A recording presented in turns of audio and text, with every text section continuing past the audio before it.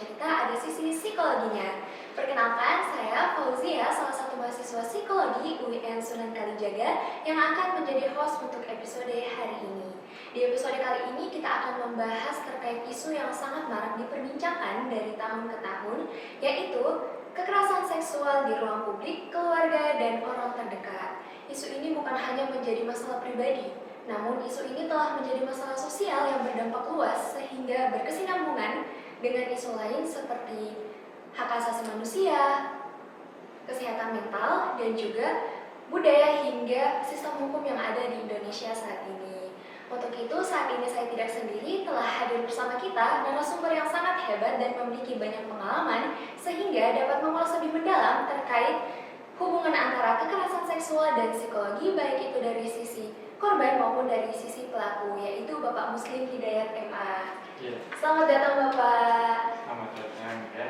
Ya, terima kasih ya. Ya, senang sekali diundang di sini ya acara podcast ini. Ya baik Bapak, saya sangat senang karena bisa berbincang dengan Bapak hari ini. Ya. Jadi teman-teman, Bapak merupakan salah satu dosen psikologi UIN Sunan Kalijaga yang memiliki keahlian di bidang psikologi forensik. Beliau juga merupakan lulusan S1 dari UIN Sunan Kalijaga, kemudian melanjutkan studi S2-nya di Universitas Gadjah Mada. Beliau juga memiliki banyak publikasi dan salah satu publikasinya yang terbit pada tahun 2021 yang berjudul Dampak Psikologis Kekerasan Seksual pada Anak. Beliau juga memiliki pengalaman 8-9 tahun di Kementerian Sosial sebagai pendamping bagi anak korban kekerasan seksual. Seperti itu Bapak. Iya, benar sekali ya Mbak. Mungkin itu pengalaman yang mungkin saya dapat waktu saya menjadi tenaga kontrak waktu dulu ya di pendampingan anak, khususnya anak-anak korban kekerasan seksual ya sekitar 8 tahun, tapi itu pindah-pindah terus gitu ya seperti itu ya. Dari pengalaman itu mungkin banyak hal terkait dengan untuk tema kali ini, yaitu tentang kekerasan seksual, sangat menarik ya. Mungkin itu pengalaman yang sangat luar biasa waktu itu dengan teman-teman ya. Dengan sebelumnya kita mengawal juga proses bagaimana pembentukan hukum terkait dengan perlindungan anak-anak bagi korban, khususnya korban kekerasan seksual. Seperti itu Bapak. Iya. Mungkin kita bisa lihat bahwa beberapa tahun terakhir ini atau dari tahun ke tahun itu terdapat banyak kasus kekerasan seksual, baik itu yang terjadi di jalanan, di transportasi umum, atau yang paling parahnya itu terjadi di keluarga sendiri Bapak. Iya, kalau melihat kekerasan seksual ya Mbak, baik anak maupun ini ya, kalau yang sekarang itu merambah ke dewasa juga gitu ya. Kalau anak sendiri pun juga dari tahun ke tahun itu sebenarnya kan sangat baik, yang terutama di daerah-daerah yang pelosok itu sebenarnya itu juga masih banyak ditemukan terkait dengan kekerasan seksual itu ya. Berdasarkan pengalaman kemarin ya, waktu awal-awal sih nggak percaya Mbak, ketika melihat berita terus kemudian mendengar berita di TV, di radio atau di media massa yang lain gitu ya. Awalnya nggak percaya, tapi begitu saya menjadi pendamping itu nyata, memang itu benar-benar ada dan benar-benar terjadi, dan kasusnya itu dari tahun ke tahun itu semakin ini ya.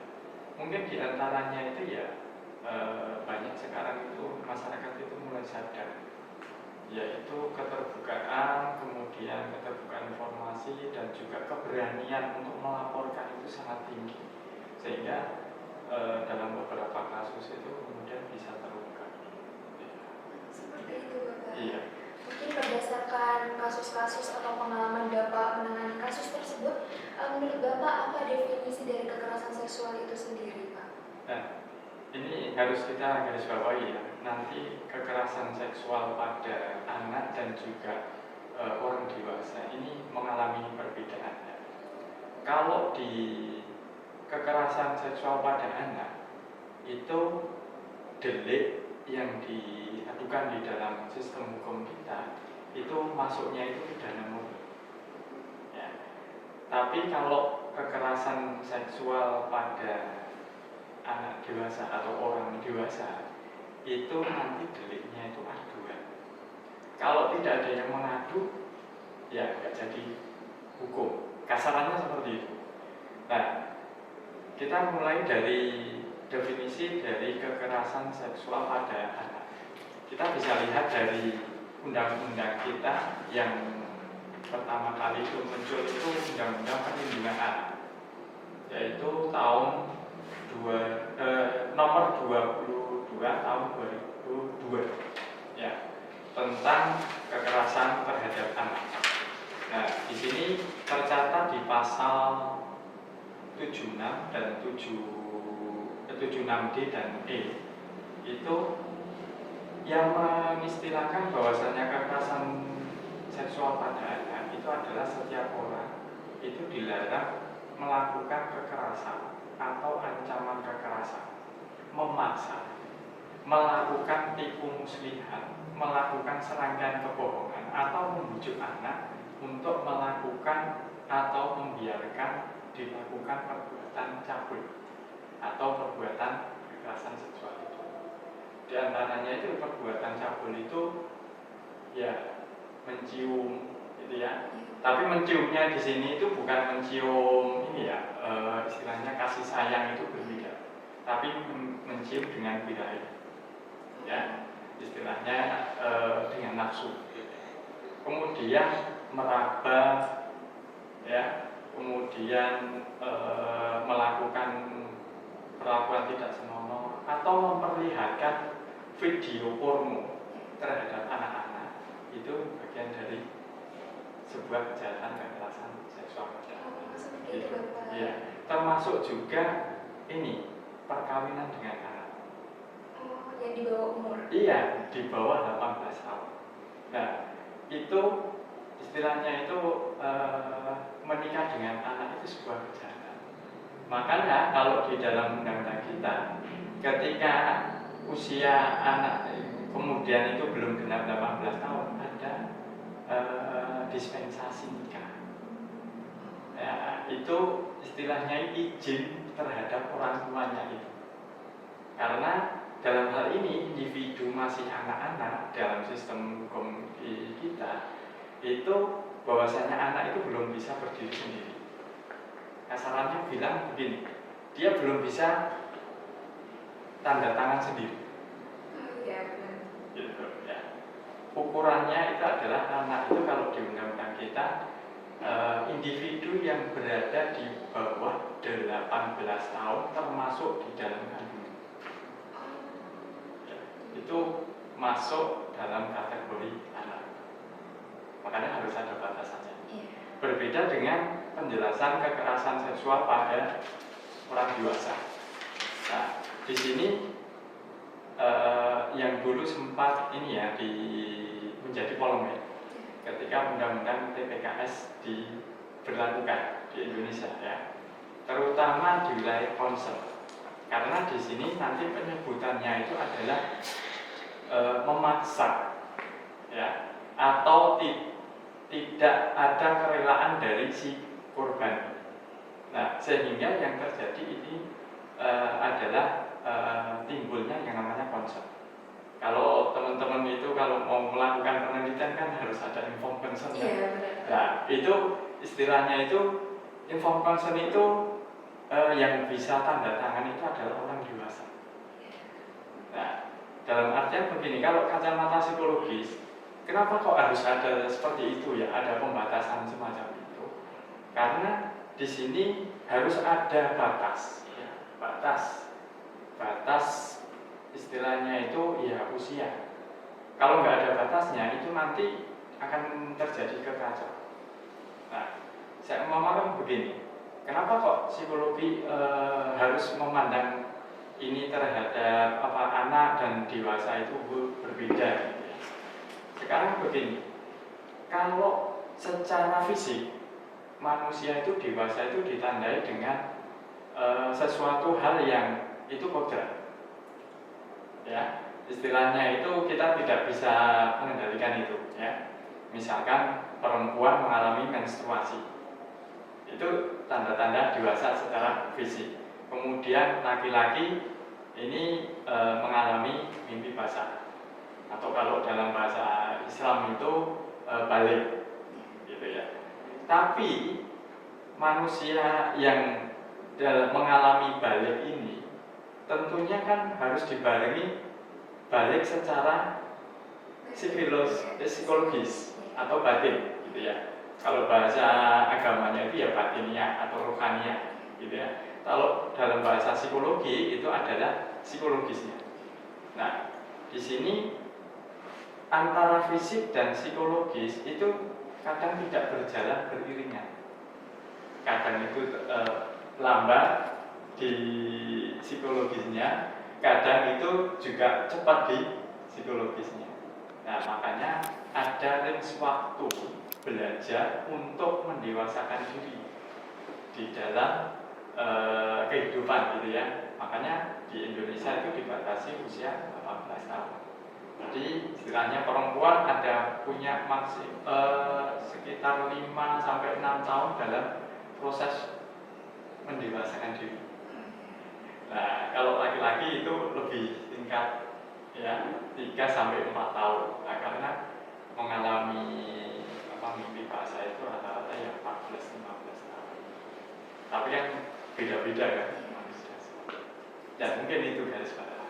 Berarti pendewasaan seseorang ini bergantung sama faktor lingkungan juga ya, Pak? Iya, termasuk salah satunya adalah lingkungan, terutama lingkungan keluarga.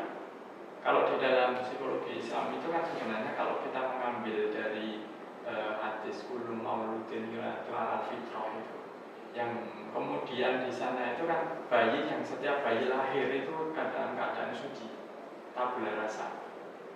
Ya, sehingga yang mengisinya menjadikan maksoro, kemudian yang menjadikan dan lain sebagainya itu adalah utamanya adalah orang tua. Makanya ini sangat penting. Benteng terbesar itu sebenarnya itu adalah keluarga itu, yang kemudian lingkungan di sekitar.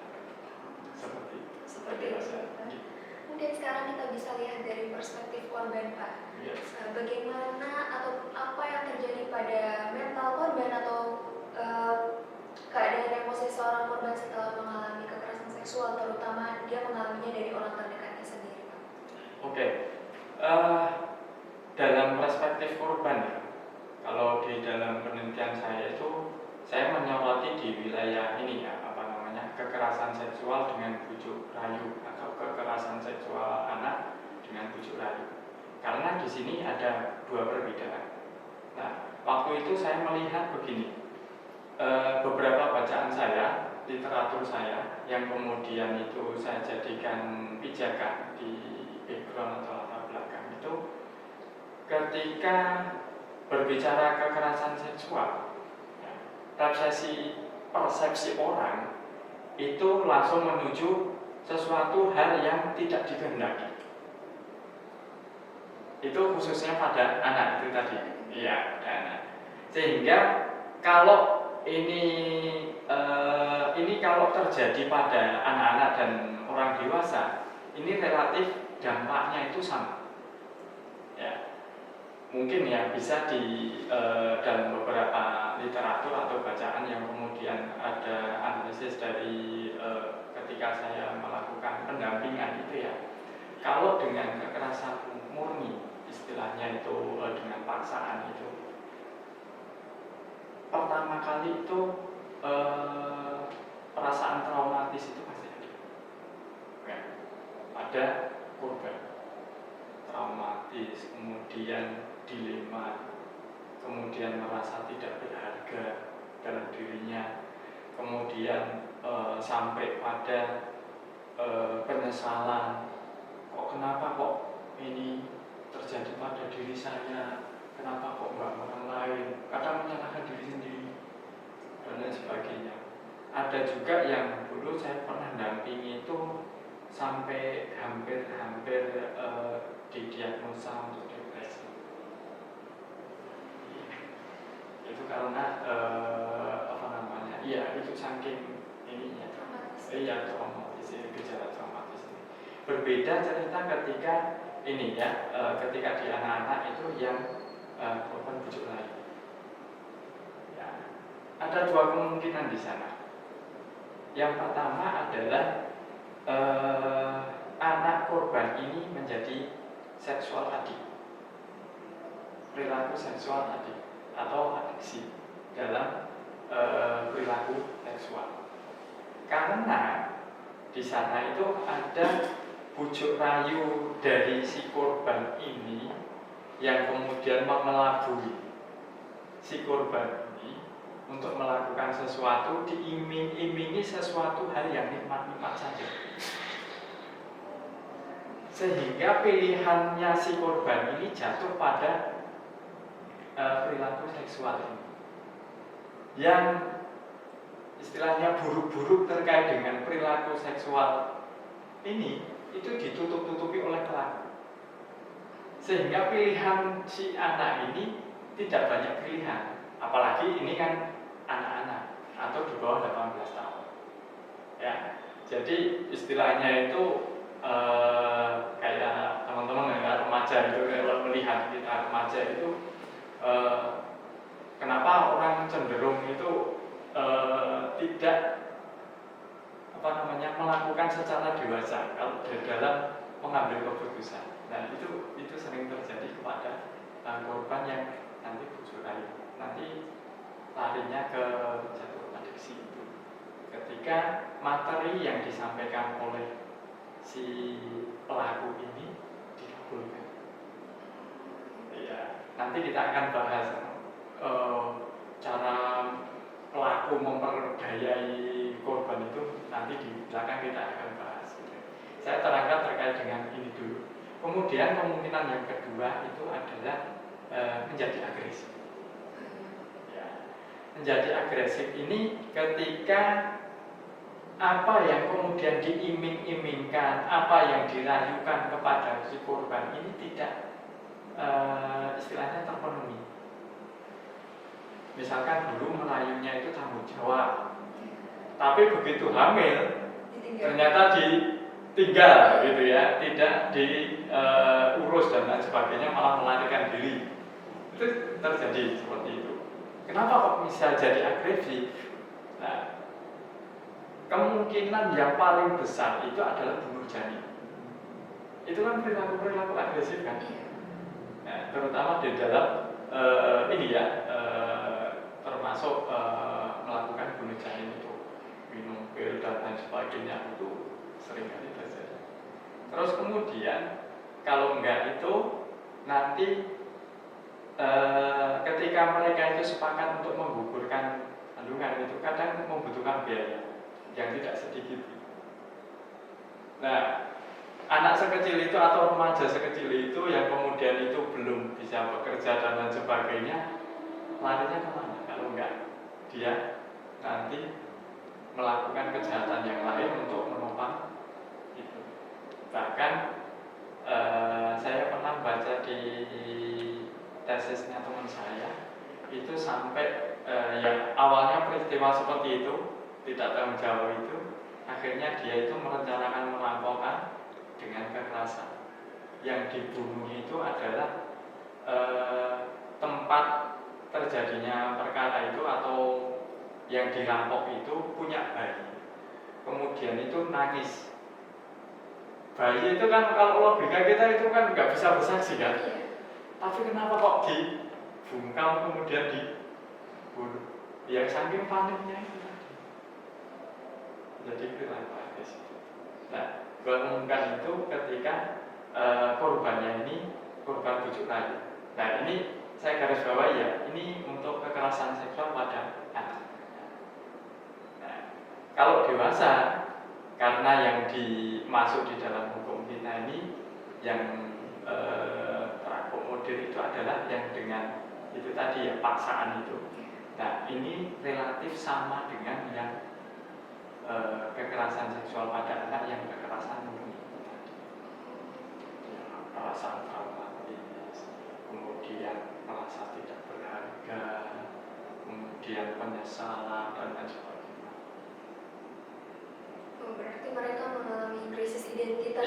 krisis, termasuk krisis identitas. Bagaimana terkait dengan relasi sosial mereka, Pak?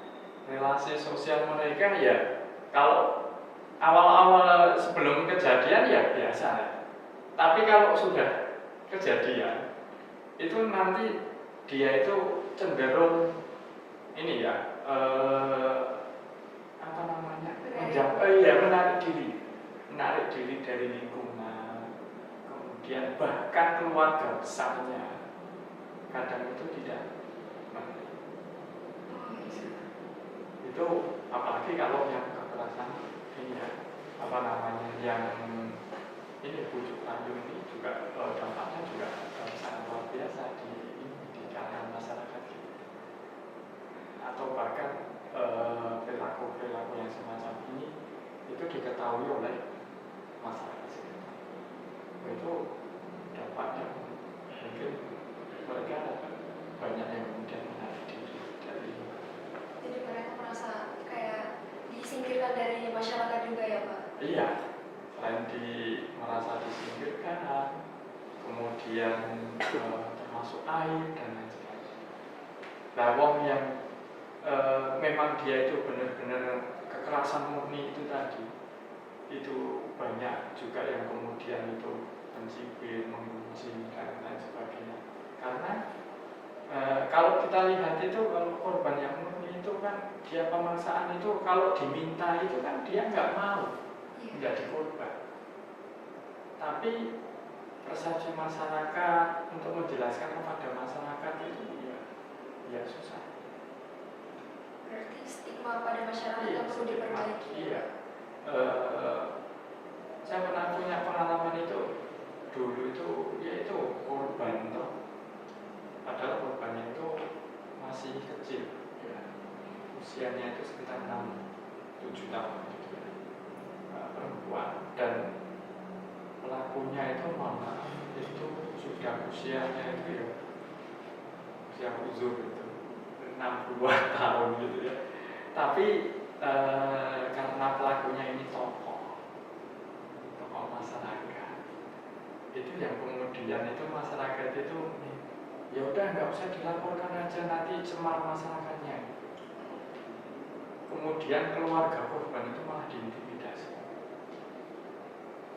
ya, terutama dari keluarga pelaku, ya, kemudian mengintimidasi dan lain sebagainya. Beruntungnya dulu ada beberapa teman-teman saya dengan teman-teman itu mendampingi. Kemudian saya salut dengan didikannya keluarga ini, yang kemudian anak sekecil itu dia punya pengetahuan yang sangat luar biasa dalam bagaimana dia terhindar dari kekerasan seksual. Nah, ini percobaan kekerasan seksual, tapi tidak berhasil. Nah, itu sangat luar biasa didikan dari orang tua. Anak sekecil itu tahu cara bagaimana melarikan diri ketika dan minta bantuan ketika dia dalam keadaan bahaya. Berarti parenting dari orang tua. Parentingnya itu luar biasa dari ayah dan ibu. Seperti itu, Pak. Iya. Ya, selanjutnya mungkin terkait dengan terdapat beberapa korban yang merasa dirinya itu yang berdosa, Pak, atau bersalah, terus mereka enggan untuk melapor. Itu bagaimana psikologis menjelaskan perilaku para korban tersebut? Ya, kalau kita mengetahui kalau itu ada kejadian, biasanya itu kalau enggak korban atau keluarga korban sendiri yang melapor, kadang itu kita dapat informasinya waktu jadi pendamping itu ya. Teman-teman saya juga masih ini, selama ini juga masih berhubungan dengan saya. Ketika ada informasi apapun sering kita diskusi. Itu biasanya ada laporan dari masyarakat yang mengetahui. Kalau kekerasan seksual pada anak, ini tidak harus yang korban atau keluarga korban ini yang melapor. Ya, masyarakat sekitar itu dijamin perlindungannya itu di dalam undang-undang kita. Ya, siapa saja boleh melapor terkait dengan hal ini. Makanya biasanya itu kalau ada laporan dari masyarakat, oh ada di daerah saya kejadian seperti ini, nah, Mas minta tolong didampingi. Kemudian kita melakukan pendekatan terhadap korban, kemudian untuk istilahnya itu memberikan pandangan-pandangan. Nah, ketakutan mereka kenapa enggan melapor itu diantaranya itu yang pertama itu adalah terkait dengan aib atau image di masyarakat. Nah, itu. Kemudian kita menerangkan lebih pada ini ya, karena mereka tidak tahu ya, banyak yang tidak tahu terkait dengan bagaimana ketika hal ini dilaporkan di dalam aparat penegak hukum kita. Nah, yang perlu diketahui itu adalah ketika dalam penegakan hukum di Indonesia, terutama kalau dalam kasus anak, itu biasanya itu pengadilannya itu secara tertutup, dan itu tidak boleh di istilahnya itu media itu harus inisial, ya. Dan itu untuk dalam rangka apa? Itu untuk melindungi anak-anak kita, gitu ya. Bahkan kalau di salah satu daerah itu sampai ini ya, pernah dihadiri sama wartawan kayak gitu toh, kemudian mencari informasi terkait dengan kasus kekerasan seksual kayak gitu, ditantang sama polisinya. Karena kan dia bilang begini, ini hak kita memberikan informasi ini. Oke, Anda punya hak seperti itu, anak-anak juga punya hak untuk dilindungi. Dan ini harus bebas dari media. Akhirnya ini apa namanya? Ini karena permintaan dari korban. Kalau bahasa halusnya seperti itu ya, permintaan dari korban untuk tidak dipublikasikan. Makanya mereka mentah.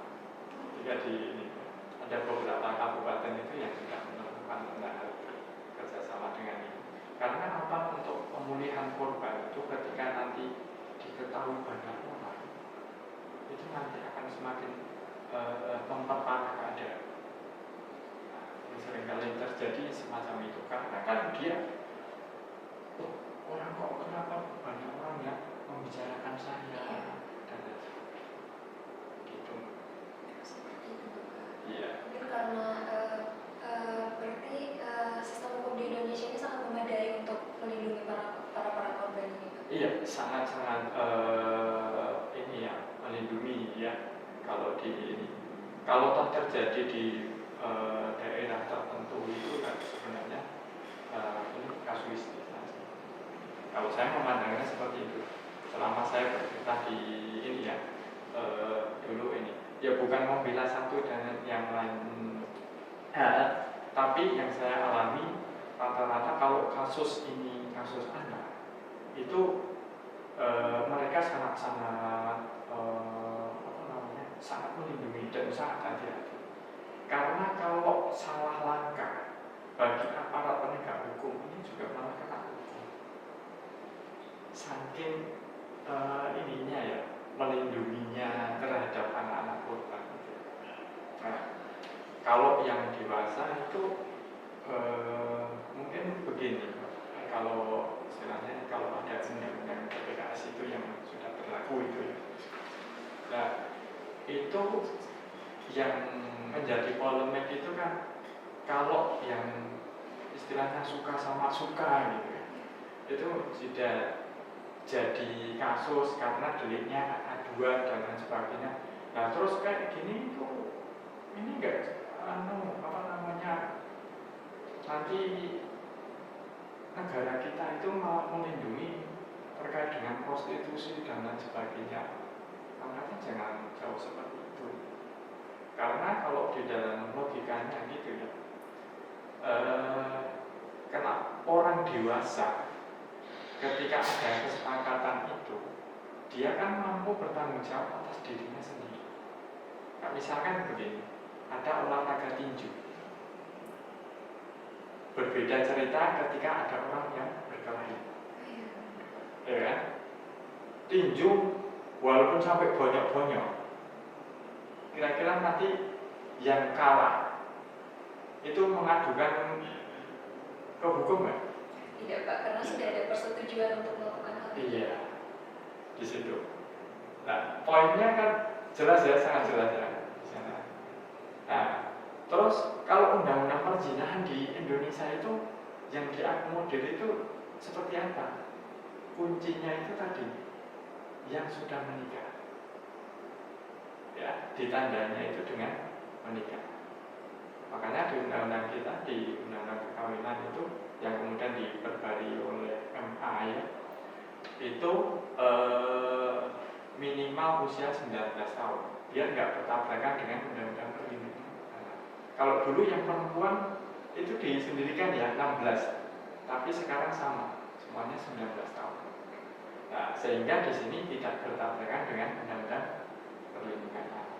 Sehingga ketika orang dewasa di sini itu ketika dikatakan perzinahan gitu ya, misalkan ada orang yang menikah resmi ya, kemudian salah satunya itu istilahnya itu dalam arti sekarang itu apa, pelakor itu apa, ada pelakor itu yang kemudian dia ini ya apa namanya punya simpanan atau apa kayak gitu, entah yang laki-laki dan perempuan gitu ya, itu nanti yang bisa diperkarakan itu adalah yang tidak punya akad nikah. Siapa jadi tersangkanya? Yaitu nanti ya siapa yang bermain api itu. Jadi dua-duanya itu yang nggak punya istri resmi ini, kalau melakukan sesuatu hal yang di luar batas itu, ini bisa jadi tersangka selamanya. Misalkan laki-lakinya ya punya pelakor gitu ya. Nah, kemudian yang pelakornya ini dengan yang laki-laki ini bisa diperkarakan, tapi deliknya itu harus aduan dari si istri.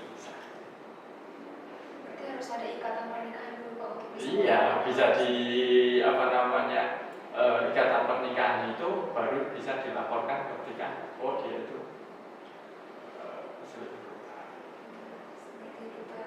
atau istilahnya perzinahan, pasal perzinahannya seperti itu di Indonesia. Baik Pak. Iya.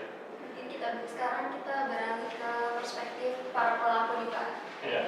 Apa sebenarnya itu yang dapat mendorong para pelaku itu untuk melakukan kekerasan seksual, apalagi melakukannya terhadap orang terdekatnya sendiri Pak? Iya. Kalau perspektif pelaku ya, yang beberapa hal saya juga pernah mewawancarai beberapa itu. Utamanya itu yaitu tadi bagaimana pengalaman dia, kemudian kognitif dia, ya, kemudian apa namanya pergaulan dia, pendidikan dia terhadap perilaku seksual yang ada di dalam diri. Nah, rata-rata mereka kenapa kok bisa kemudian mengarah terhadap perilaku yang adiksi tadi? Ini dimulai ketika mereka beranjak dewasa atau masa-masa remaja. Nah, yang paling banyak itu adalah terkait dengan konformiti dari teman sebaya. Pergaulan teman sebaya itu yang sangat banyak dipengaruhi. Nah, utamanya itu terkait dengan bagaimana akses pembicaraan mereka, kemudian tontonan mereka, ya, kemudian pergaulan mereka, yang kemudian itu banyak yang kemudian mengarahkan kepada perilaku seksual yang tidak sehat, terutama perilaku seks bebas. Nah, dari kalangan mereka kemudian muncul ilmu-ilmu terkait dengan memperdaya korban-korbannya. Ya, misalkan dia mohon maaf, teknik bagaimana merayu si korban. Terus kalau sudah pernah melakukan kayak gitu, itu nanti jadi pembicaraan di kalangan mereka. Aku loh terus pernah ngomong wong nom kok belum pernah melakukan ini, cemeng. Nah, ada istilah ungkapan-ungkapan yang semacam itu di kalangan mereka yang kemudian itu kemana lagi kalau dia itu tidak pengen mencoba. Nah, yang kemudian pengaruh media. Wah, itu sangat bagus.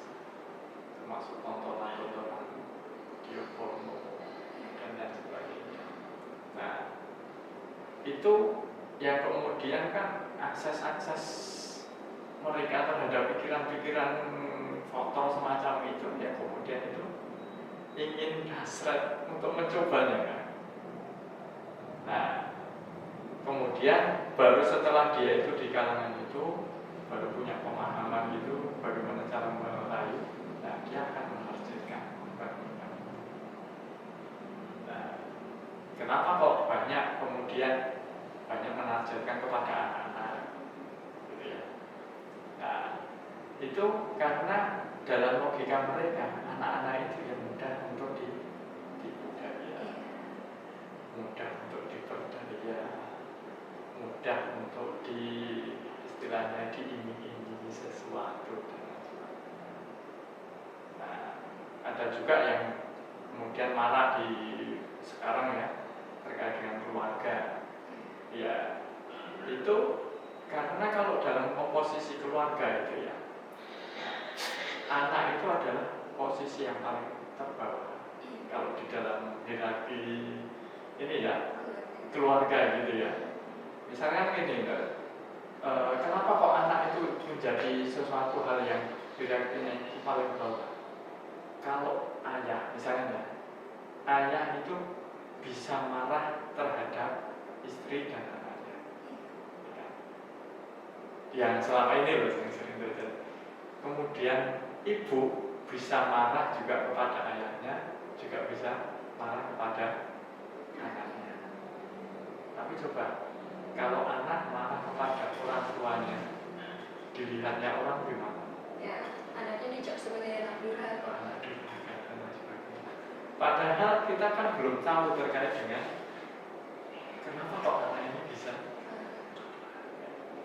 Nah, inilah pentingnya kenapa kita melihat dari perspektif ini. Ya, menggalinya atau kita itu melakukan assessment yang harus secara komprehensif, bukan cuma dari satu sisi saja. Nah, itulah yang kemudian kenapa kok mereka mengarahkan kepada masih dalam keluarga. Nah, mereka ini bisa dengan mudah untuk diancam, dia sampai dibungkam, istilahnya bisa bungkam mulut dan lain sebagainya. Ya karena ketakutan si anak terhadap orang tua, takut durhaka dan lain sebagainya, nanti diambil begitu. Makanya pengungkapan kasus di wilayah apalagi domestik itu susah. Saya beberapa kali dampingi tentang hal itu. Seperti itu. Iya. Karena keluar dari anaknya sendiri merasa nanti dicap durhaka, terus orang tuanya merasa sangat berkuasa ya di dalam keluarga. Relasi kuasanya itu main di sana. Nah, ini cerita sedikit terkait dengan saya pernah mengalami itu mendampingi tentang prosesnya itu sangat lama dan kejadiannya itu bisa terjadi mungkin tahunan ya, karena dia dilakukan itu sejak kelas 5 SD sampai kelas 2 SMP. Bayangkan berarti sekitar 4 tahunan ya, sekitar 4 tahun itu baru terungkap. Kenapa kok lama seperti ini? Nah, ini kejadiannya itu kan sangat memuncak itu tadi. Terutama ketika dia itu lapor kepada ibunya nggak percaya. Lapor ke neneknya, nggak percaya. Kemudian dia saking nggak kuatnya lagi, peristiwa itu berlangsung sekitar 4 tahun, kemudian dia lari kepada orang yang dulu mengasuh dia dari kecil. Itu ya kemudian baru terungkap. Itu sangat ini ya, berarti dominannya orang terdekat ketika dia itu melakukan kepada orang yang ada di dalam itu sangat luar biasa tekanannya. Dan perasaan si korban ini juga sangat terkecam. Kalau saya laporkan ini ayahku sendiri, atau anak diriku, atau pamannya, atau masih familinya, dan lain sebagainya, atau kakeknya, itu sangat luar biasa. Dan keluarga pun juga ikut pusing juga dan penahanan. Itu sangat luar biasa. Sangat sulit ya berarti Pak untuk masalah di keluarga tersebut. Iya. Kita bisa lihat Pak, apakah terdapat gangguan psikologis tertentu pada para pelaku ini sehingga bisa melakukan kekerasan seksual? Gangguan psikologis ya tentunya ini ya arah ke sana itu kan kita nggak bisa langsung justifikasi atau melakukan diagnosa. Tentunya perlu dilakukan ini pemeriksaan lebih lanjut terkait dengan psikologi. Tapi yang jelas itu rentetannya seperti yang saya katakan tadi. Pemahaman seseorang terhadap individu atau seseorang terhadap perilaku seksualnya itu kan karena kognitif dia atau proses belajar mereka terhadap sesuatu itu atau terhadap perilaku seksual itu. Kalau dia itu belajarnya itu tidak diajari oleh orang ahli, ya, melalui smartphone, kemudian melalui pertemanannya, itu kan bukan orang ahli. Nah, itu yang memungkinkan terjadi maladaptif, ya kan, terhadap perilaku seksual. Nah, sehingga orang yang kemudian itu melakukan semacam itu terjadinya itu tidak 1 tahun, 2 tahun atau sehari 2 hari, tapi itu rentetan yang itu saling mendukung mereka itu untuk melakukan sesuatu hal itu. Nah, bisa jadi nanti kalau itu menjadi akumulasi, nanti timbul gejala kelainan seksual, termasuk para predator anak ini atau pedofilia ini, ya, yang awalnya itu menjadi sebuah kebiasaan yang kemudian ini berlanjut-lanjut, yang awalnya itu anak itu mudah diperdaya dan lain sebagainya, akhirnya kalau dia melakukan terus-menerus kan menjadi sesuatu hal yang biasa bagi dia. Akhirnya dia suka terhadap. Berarti lebih ke gangguan kognitif atau neuropsikologisnya Pak? Iya, terutama di situ ya, arahnya ke situ. Tapi ini perlu nanti kalau ada program itu sebenarnya perlu data dan diperiksakan terhadap psikolog dan psikiater. Itu sudah proses yang benar. Ya, dalam melihat dari sisi profesionalnya. Ya. Nah, nanti dalam pengungkapan kasusnya pun juga tim ahli ini juga akan dipanggil sebagai tim ahli. Kalau yang pendamping itu dulu hanya sebatas gejala-gejala yang tampak saja. tidak sampai pada dia diagnosa. Kadang bahan itu dibawa ke profesional, ya, sebagai ini petunjuk rangkaian dari asesmen. Kalau teman-teman psikologi praktek DDAI dan apa itu kan proses ini ya, penilaian itu ya. Nah, itu kan tidak serta-merta hanya dari satu sumber ya, tapi dari berbagai sumber. Nah, di antaranya kalau saya sendiri kan, saya kan bukan psikolog ya, saya masuknya itu kan di sains ya, tapi sedikit banyak kan dalam asesmen itu ya saya hanya memperlihatkan terkait dengan gejala yang tampak saja.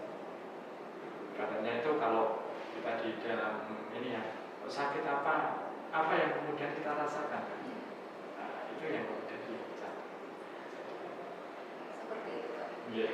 Baik, Pak. Selanjutnya mungkin terkait bagaimana psikologis itu dapat memandang potensi para pelaku ini untuk mengalami perubahan perilaku atau penyesalan terhadap dirinya setelah melakukan kekerasan seksual. Iya, kalau untuk sadar itu ya sebenarnya kan setiap manusia itu pasti ada titik sadarnya gitu ya.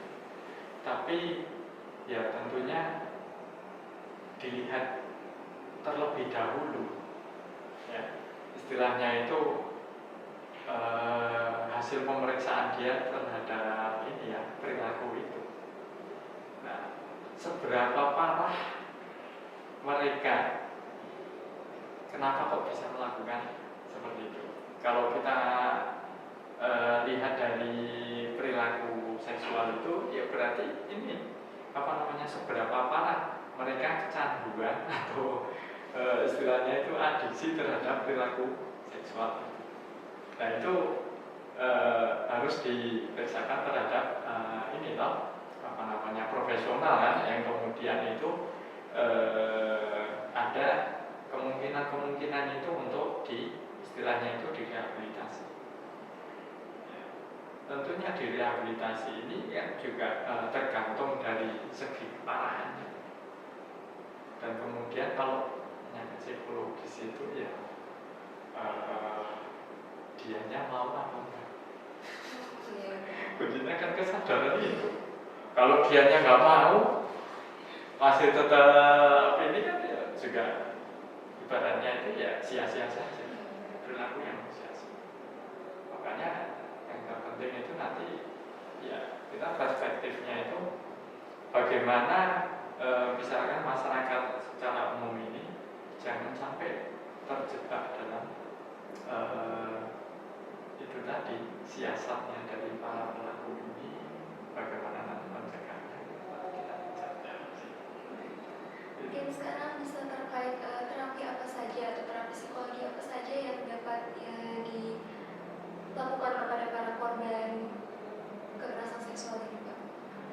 Oke.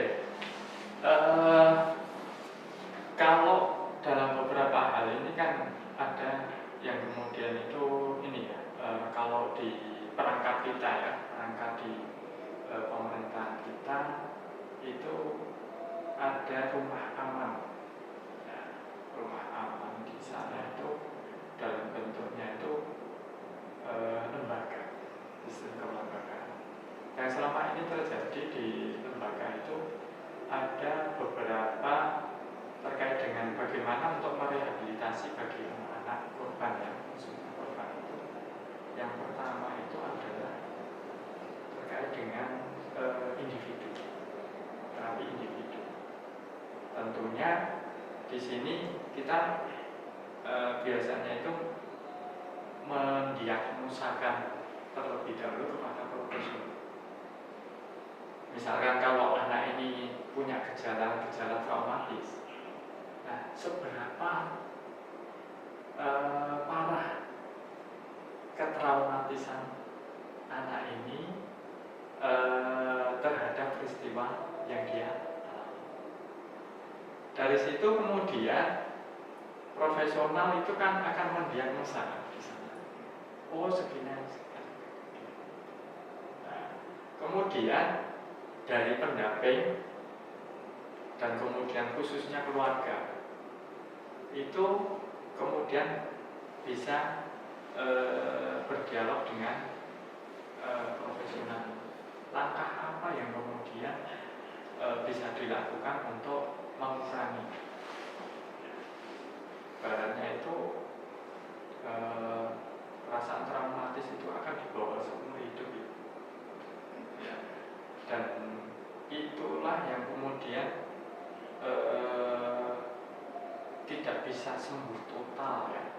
Tapi kan ada perasaan nanti akan muncul lagi. Karena ini sebuah gejala psikologis. Kalau kita belajar tentang psikologis, kita akan tahu ya terkait dengan perilaku traumatis atau pengalaman traumatis itu nanti akan diingat.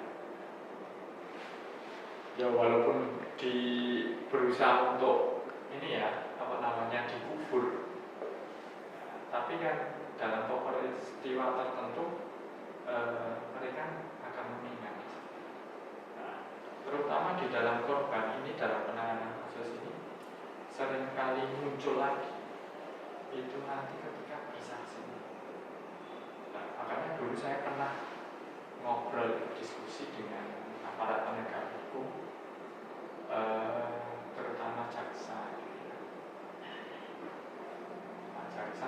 Jaksa boleh enggak si korban ini tidak bersaksi ketika di dalam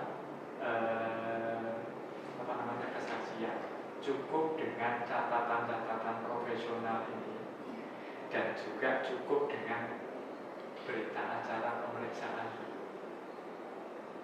Yuk, nggak bisa mas, harus hadir itu dan itu wajib.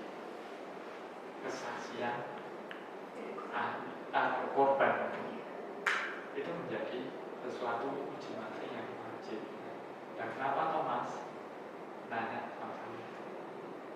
Ini terkait dengan ini ya penyembuhan secara traumatis si korban. Nah, dalam ilmu kami, saya bilang itu dalam ilmu kami, ketika anak ini punya traumatis, kemudian itu kan ketika peristiwa itu kan kemudian dia itu di BAP, di berita acara pemeriksaan itu kan ditanya-tanya seputar bagaimana kejadian dia. Ini kan prosesnya itu kan mengurai luka. Nah, setelah pemeriksaan ini kan jeda waktu yang sangat lama, kadang itu nunggu berbulan-bulan baru dilakukan persidangan. Sementara si anak ini berusaha untuk menghilangkan pengalaman-pengalaman traumatis ini, begitu nanti ditanya di dalam kesaksiannya, dia akan kembali lagi ke mengurai luka lama. Nah, ini nanti bisa jadi luka yang berikutnya itu lebih parah daripada luka yang terus menanya. Mereka juga bingung. Makanya yang menjadi PR dari teman-teman pendamping korban kekerasan seksual itu ditanya. Iya, karena itu tadi. Iya, mengurai luka lama.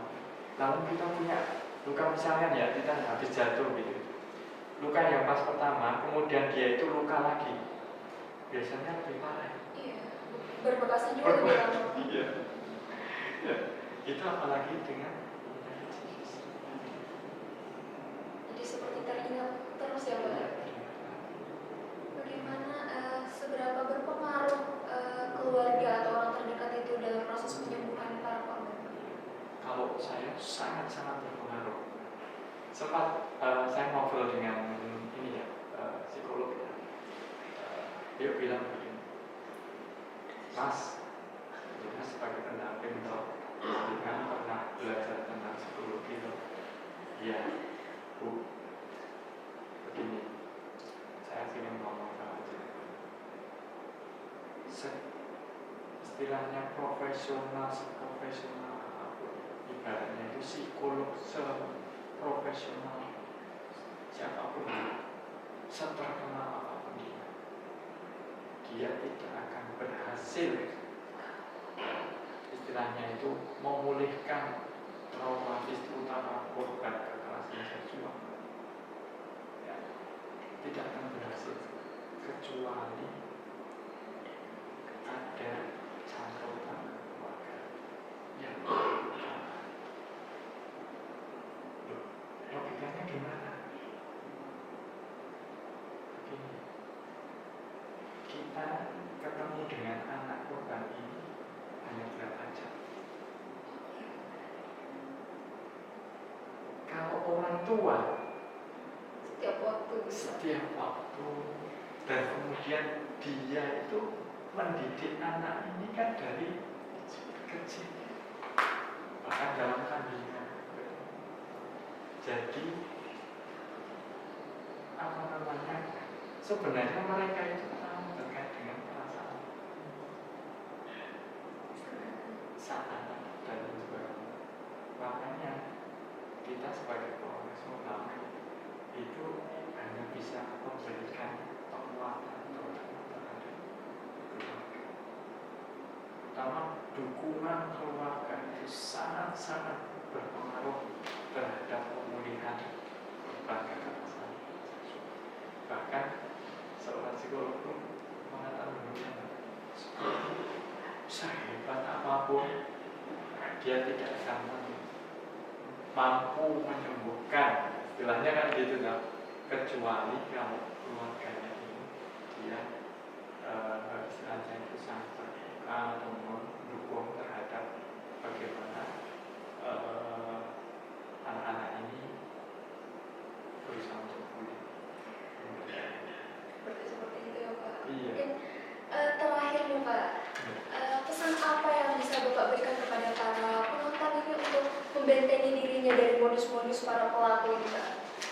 Ya, yang pertama itu ini tadi jangan termakan bujuk rayu.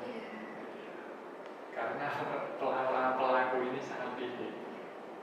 Nah, bisa dikatakan begini, kuncinya itu ya di perilaku pertama. Kalau orang ini atau korban ini, ya, terutama yang sudah dewasa, harus bentengnya itu harus memang benar-benar kuat, karena secara pribadi dia itu bertanggung jawab atas perilakunya sendiri. Sehingga ketika orang ini termakan bujuk rayu oleh para pelaku, ya nantinya akan melepasnya itu akan susah. Bahkan cara konvensionalnya itu kalau sudah melakukan itu, bukan sekali kemudian dia itu termakan bujuk rayu, biasanya itu melakukan bujuk rayunya itu dia bilang ini bukti cinta kita, ya kan? Kemudian kalau sudah itu sekali D, sekali A, dan lain sebagainya. Nah, kalau sudah terbujuk rayu itu, nah itu nanti akan digunakan oleh korban, untuk pelaku untuk mengancam diri korban. Kalau nggak melakukan lagi dan lagi, dia nanti akan diancam. Kalau konvensionalnya itu dia bilang nanti kamu asbab, kamu adalah orang yang gelman, kalau orang Jawa bilang itu istilahnya itu ibaratnya apa ya, PSK kecil gitu. Gitu ya, dia ancaman gitu kalau nggak mau melakukan. Nah, kedua ada juga yang kemudian mulainya yang kedua berikutnya itu dengan ancamannya itu berarti kamu udah gak cinta lagi kan? Kamu udah punya yang lain tuh. Nah, kalau yang profesional itu bahkan ada yang difoto, kemudian di video dan lain sebagainya. Kalau menghindar jangan terlalu makan bujuk rayu. Itu ibaratnya tipu muslihat. Nah, kalau sudah terjadi kan tidak menutup kemungkinan ya ada orang-orang yang kemudian sudah melakukan semacam itu. Nah, ketika dilakukan pengancaman semacam itu dengan cara baik yang konvensional maupun yang berani, karena keberanian untuk melapor itu adalah kunci untuk lepas. Karena kalau tidak melapor itu nanti selamanya itu nanti akan jadi ini toxic. Itu nanti akan berulang-ulang karena rayuannya ini mau, bahkan ancamannya ini mau. Nah, kalau dia mengancam, ya, itu ditinggal. Sekarang kan canggih ya, WA-nya di-share, ya kan? Sebagai barang bukti bahwasanya dia mengancam. Nah, apalagi kalau yang dewasa, ya, korban yang dewasa ini, itu malah bisa dijadikan untuk bahan bahwasanya dia mengancam. Memang pas peristiwa pertama itu bujuk rayu tidak bisa misalkan dipidanakan gitu ya. Tapi ketika yang berikutnya itu kemudian dia melakukan pengancaman, itu sudah menjadi bisa dilaporkan. Seperti itu Bapak. Berarti Iya. pintar-pintarnya kita menjaga diri dari perilaku-perilaku para pelaku ini Pak. Iya. Istilahnya itu tadi. Iya. Pokoknya jangan terpakan bujukan. Ada clue yang kemudian saya catat terkait dengan